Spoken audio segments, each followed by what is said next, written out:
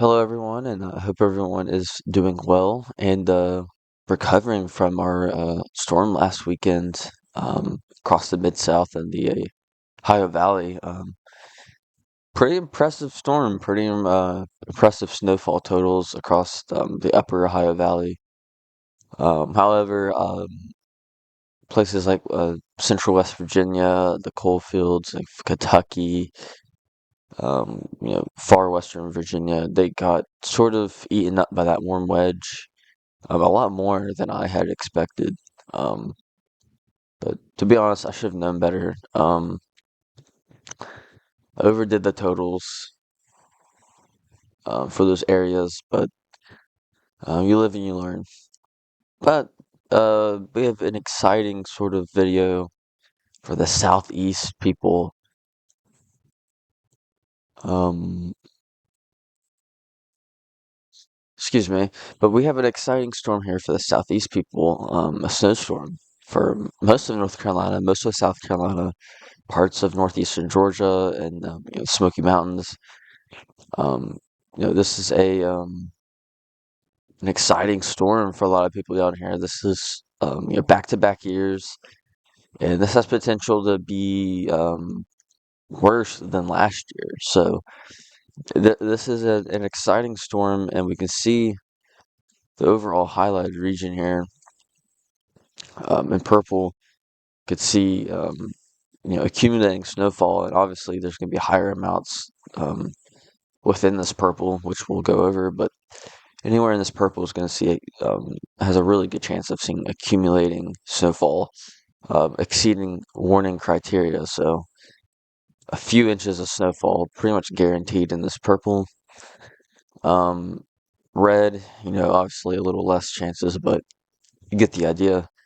Um, Pretty impressive area here in the Carolinas. This is definitely a Carolina snowstorm, and also sort of goes up into the Virginia and Maryland coast potentially. Freezing rain will not be an issue this time around, thankfully. Rather have a big snow event like this than some freezing rain mixed in. Although some mixing, I think some sleet, maybe some light freezing rain could be possible along sort of the Grand Strand up through like Wilmington, Jacksonville, maybe even down through Charleston, but possible along the like right on the coast to those areas, but nothing significant at all. Um, but yeah, that's just sort of the general area. I just wanted to sort of briefly give you an idea of where this snowstorm is going to be impacting the southeast or sort of east coast region. But let's sort of dive into our upper levels here just to see what's going on. So this is our HRRR model, a nice high res, high resolution, short range model. It's fairly accurate. Um, and I feel like it's been doing fairly well with the storm compared to the NAM. Although the NAM did pretty well last storm, so different storms and different, you know, just ways they sort of phase together. Different models can handle those different phases better or worse. So it's kind of interesting to sort of think of it like that. But I'm going to show you a high res model here, and then an ensemble Euro ensemble model with a group of 50 different members. So we're going to sort of compare and contrast. Although looking at high res, this sort of range, the storm's going to be starting tomorrow. So looking at high res is key right now. But I will just use the ensembles to sort of compare and contrast. Well, first thing first, we have let me see if I can't. First things first, we have this piece of energy here. This is our main piece of energy. This is our main driving force for the storm. However, though, we do have two other key pieces into the storm. Um, well, first off here, we can see our, when we look at our height lines here and how they sort of drop down from the plains down through or mid-south, we can see, um, they're not straight by any means, but like they're fairly straight compared to the mid-south here in the Mississippi Valley, and how we do have we see these sort of waves here. You see these waves where they sort of correlate with our higher energy here. This is the indicator of a short wave. This is energy, um, and often sort of enhances maybe a better upper level low energy, which is up here. So let me zoom back out here. Let me erase all this.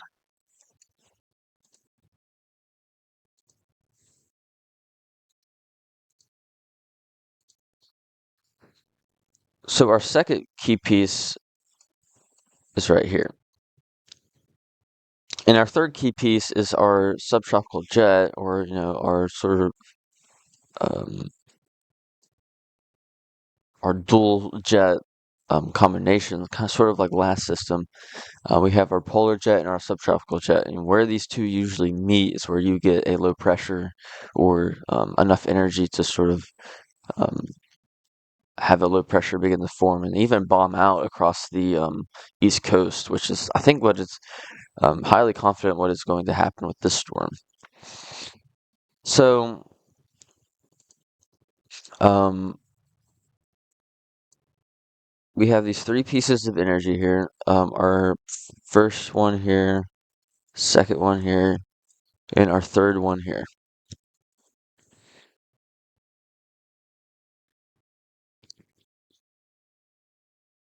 So let's watch how these key pieces of energy sort of evolve. So this is this morning. Pretty much as the time of recording this, a few hours before. Let's sort of go through this evening and see how these pieces of energy evolve here. So this is this evening, around 8 p.m. here, 8 to 9 p.m.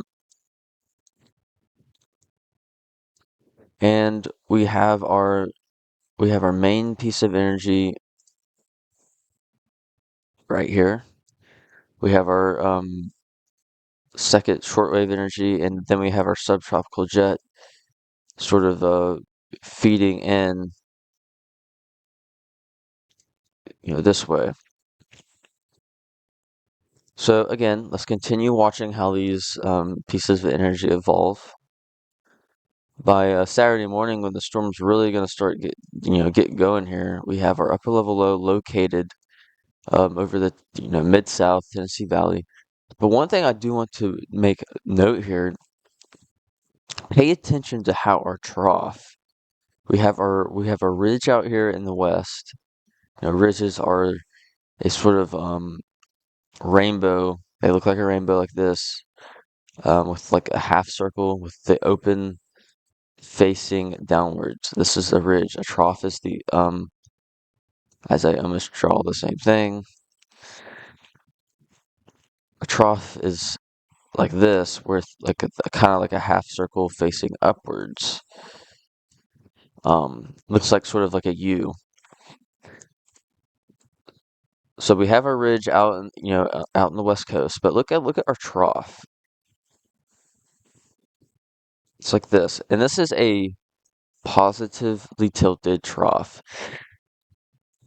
However, yeah, you can get low pressures that form off of positively tilted troughs. However, you're not going to get a lot of moisture advection into this upper level low pressure that's over the Tennessee Valley. You're not going to get a lot of added energy or even see the potential for a bomb cyclone off the East Coast. You need this to be neutral. You need this to be neutral or excuse me, negative. A um a neutral trough sort of just looks like this, while a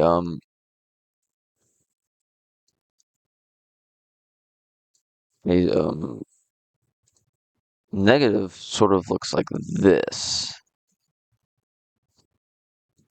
it's sort of tilted. It's sort of tilted to the right, kind of opposite to what's going on down here. But anywho, you need this to be sort of neutral or negative. But we see Saturday morning here, we see our subtropical jet is right here. It goes off the screen, sort of up through here, and it's feeding into the storm, feeding energy into the storm. It's creating.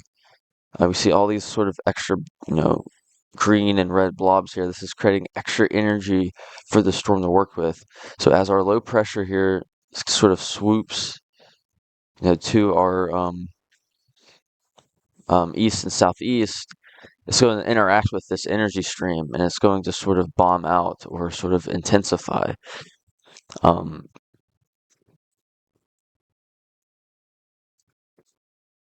as we move on through Saturday, we can sort of see this phase together. It moves southeast instead of really east, but it moves southeast across sort of Georgia. But by Saturday evening, we have all this energy, you know, riding through here. And there's going to be a dry slot in this setup, I believe. I really do believe there's going to be a dry slot, and what that is a funnel of dry air, either from the Arctic air from the north or dry air funneling in from this upper level low. Um, Either way, there's going to be a dry slot, and it's either going to be a sort of across, um, east central North Carolina, the Triangle region, or sort of northern Virginia, uh, excuse me, northern North Carolina, southern Virginia, and even maybe the Grand Strand, Wilmington region, if the dry slot is strong enough. Um, but again, by Saturday evening here, we see all this energy off the coast of North Carolina, Virginia, South Carolina, and especially, obviously, this upper level low um, main sort of piece of energy over South Carolina and Georgia.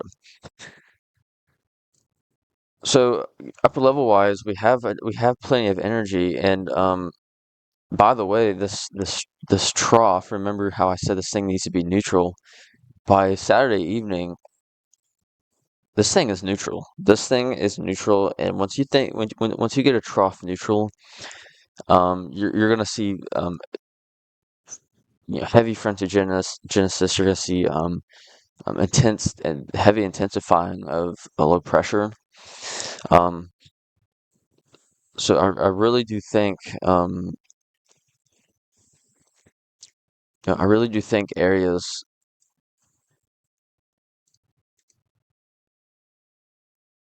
I really do think areas, in here have a serious boom potential, a serious potential to sing a lot more. But again, if you get this dry slot, this is a tough forecast. This is a very tough forecast. If you get this dry slot, you know, anywhere in this sort of region here is going to see less totals. Sort of east central North Carolina into the Grand Strand sort of region. Um, but you know,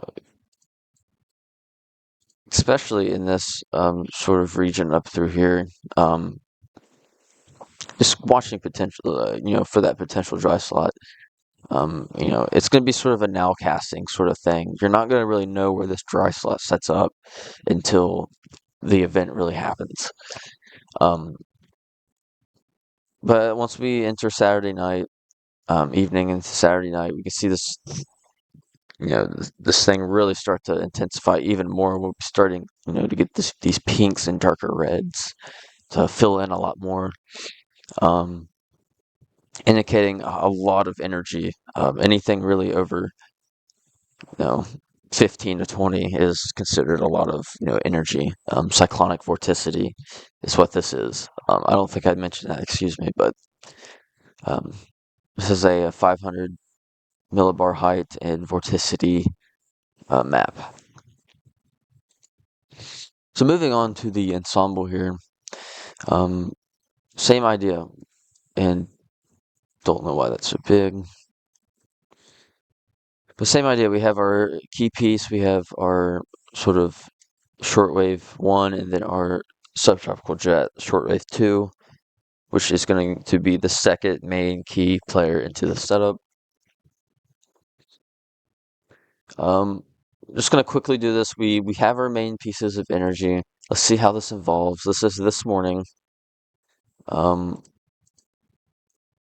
as we move on through the evening here, today and into overnight, we see our main piece of energy sort of dropping southeast, in this direction. We have our shortwave one here, and then our subtropical jet like this. Um, you know, shortwave two. So overall, has the same general idea, same general sort of setup as the HRRR as our short range, which is fairly common for ensembles or even operational models this um, short of range. As we go into Saturday morning around 10 a.m., we see our trough negative or positively tilted, excuse me. Um, Main energy over the Tennessee Valley. We have our subtropical jet starting to feed into this upper level low at this point by Saturday morning, Saturday afternoon.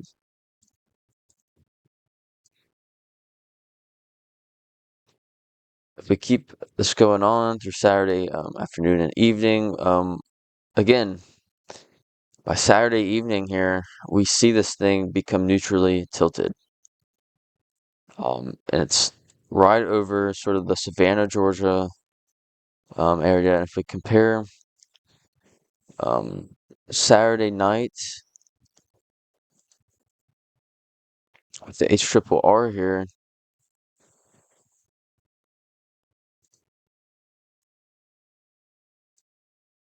it's the same general setup. The HRRR might be a little further south, like 50 miles south, but it is the same general idea. So, um, as we move on, this becomes sort of even negatively tilted by Sunday morning, um, probably producing extremely heavy snow for the Outer Banks and far eastern North Carolina, which we will get into now. So upper level wise, we understand what's going on, the key pieces of energy. Not as complicated as the last system, but still a fairly complicated system regardless, because where this main low pressure sets up and where and how fast this trough can get neutrally tilted is going to be major keys and major factors on if we get even more significant snowfall across the region.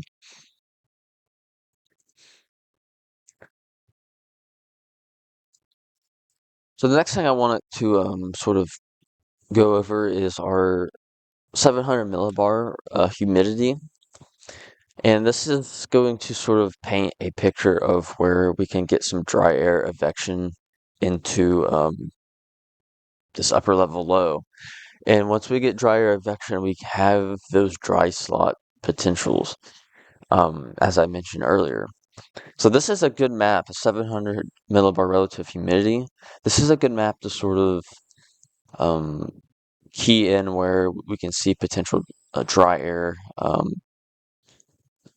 being evected into our upper level low. So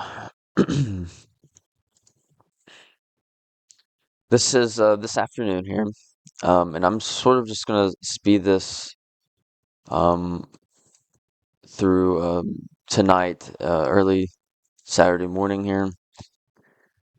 So we have our main upper level low sort of right through here. We look at this Arctic dry air. Look at how this is going to be another Arctic blast for the Midwest, the Mid South, the Ohio Valley.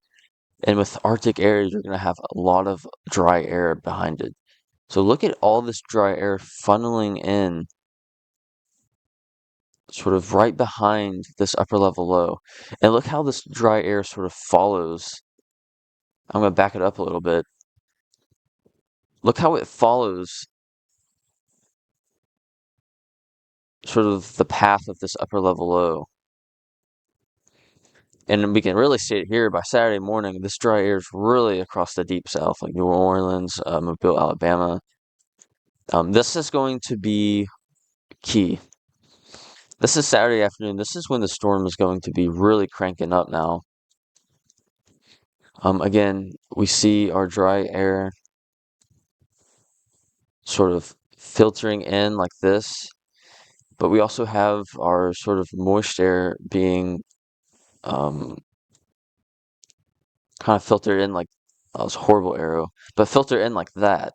So it's all sort of, when we think of a low pressure, it spins counterclockwise. So this is,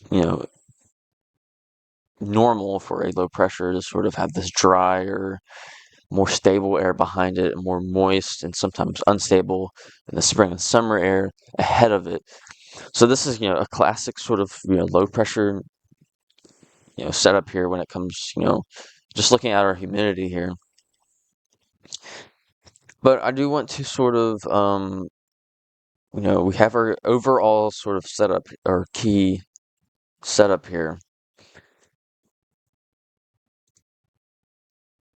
But I do want to sort of zoom in here and just point out this little dry slot here. You see this? Maybe not so much here, but this little dry slot across sort of the South Carolina coast, the Grand Strand, all the way up through, that east central North Carolina section.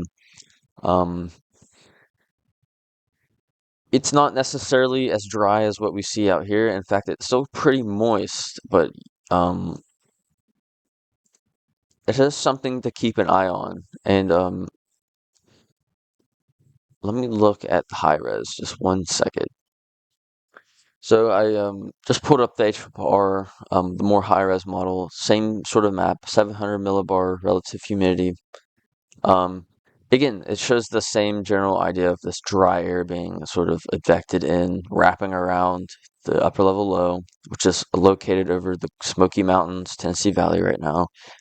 And but we can see this sort of we can see this dry air kind of filter in, you know, like this. And this is going to be key in potential dry slotting or, even heavier snowfall rates.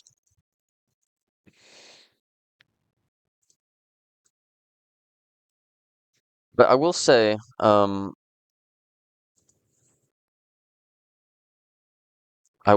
that I do believe this has, it has relatively stayed the same when it comes to sort of trends. But, you don't want this to get drier. This is still over 60% relative humidity.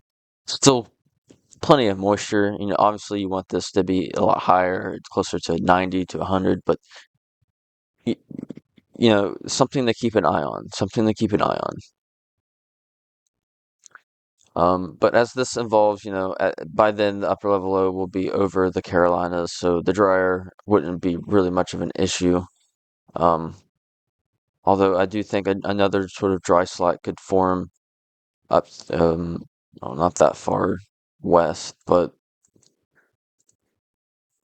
sort of up through here, with this Arctic air sort of being pushed southward.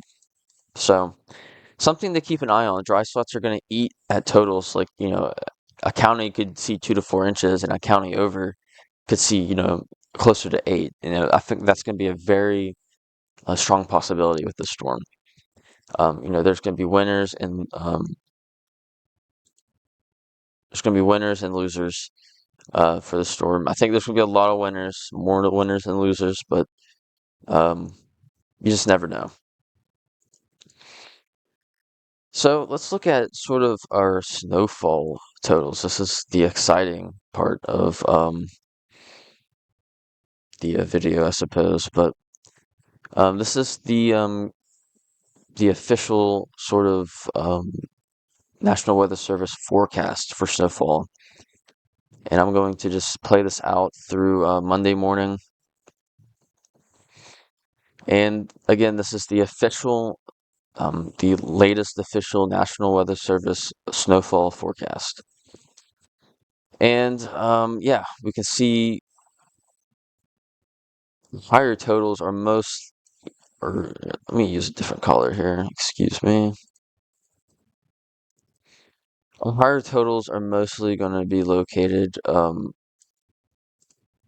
I messed that up already. Higher totals are mostly going to be located in this um, sort of region here. Um, Although I do think we have um, a lot of uncertainty, sort of a lot of uncertainty in this sort of really,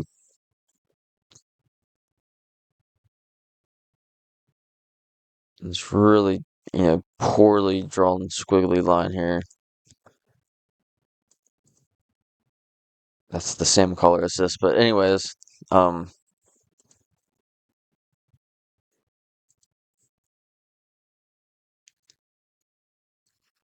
yeah, anywhere in this sort of black, sort of scribbled yellow shaded box is going to see the highest potential. Although, there is this intersection here of where we could have that dry slot potential. Um, in fact, I'll just do this. This shows where I think we could potentially have dry slot potential, and potentially where some of these totals can be a lot lower than shown now. Um, it is something to sort of look at. Um, I do think your um, central, South Carolina, like Charlotte region, and your Outer Banks, sort of far eastern North Carolina is going to be your wind zones. But again, this is sort of a tough forecast when it comes to snowfall totals and where they're going to exactly set up. So it's just important to you know, keep an eye on sort of what's going on once the storm sort of begins. Um, but anyways, yeah, that is the official um, National Weather Service forecast. Let me see if I can't. There we go. There's some more zoomed in, but yeah, again, impressive snowfall totals for this area, and especially across eastern North Carolina and the Outer Banks regions as well. Well, let's look at the Weather Prediction Center. I'm going to do the 50 um, centile, so the most likely sort of. And again, this just needs to be taken with sort of a grain of salt. But again, it's sort of highlighting this eastern portion of North Carolina and the Outer Banks. Um, I am not really sold on these totals up through here. Um, Again, not sold on these totals here. I think high end, your really high end potential, you could definitely see totals this high, but yeah, I don't think that's going to be, um, it's not going to be that high. Although I do think, up through here, um, these are more realistic high end totals you could potentially see. Again, although your dry slot is going to be sort of set up somewhere in this general area, so it's just a tough forecast. A place could get 8 to 10 inches, and like I said, 20 miles to the east or west, a place gets 4. That's a significant difference in a short, or a significant difference in a short distance. Excuse me. Um, but again, impressive signal for high totals of snow here. Let's look at our national blend of models. Dun, dun, dun. No, all right, this is the latest 12Z. This takes all of sort of the models, blends them together, and creates a mean output like this. Um, and again, the overall sort of consensus is sort of this general area here across central South Carolina, including Charlotte, the Triangle region, the Outer Banks, most of East Central North Carolina. And then you have your sort of your more questionable, um, your more questionable area kind of up through here. Um, Again, with the dry slot as well, these totals could be cut by half easily. Um, I do think these totals kind of up through here are kind of overdone. Um, Sort of in this area here, but uh, you know, again, this is a tough forecast. A lot of you know differences among models. I am going to quickly sort of show the latest Euro model here. Um,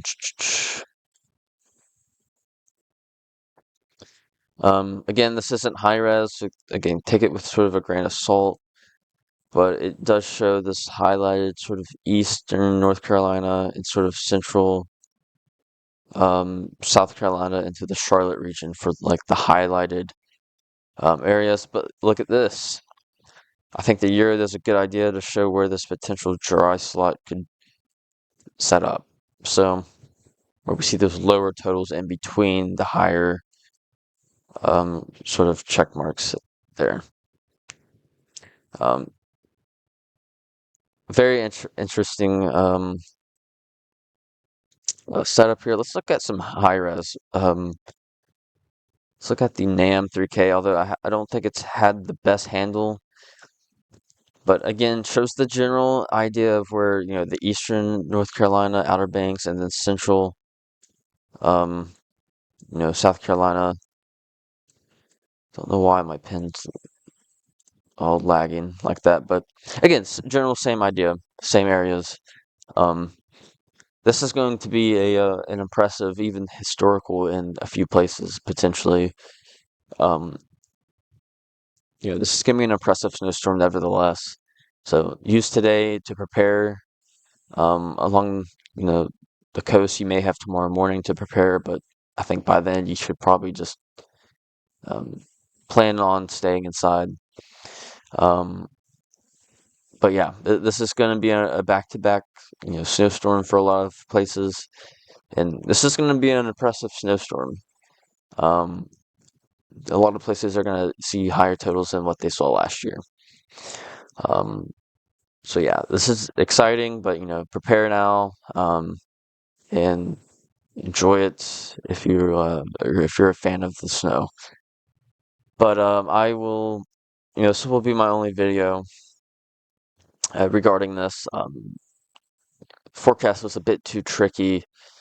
Plus, was just busy with schoolwork and whatnot. But definitely did want to take the time and make this video this morning. So with that being said, again, general area to see. A lot of the impacts are in this purple and red region. So yeah. If you have any questions, let me know, and stay safe, everyone. And I will return very soon. I think we'll have an active beginning of the month February, so I'll be back soon. Until then, I'll catch you guys later.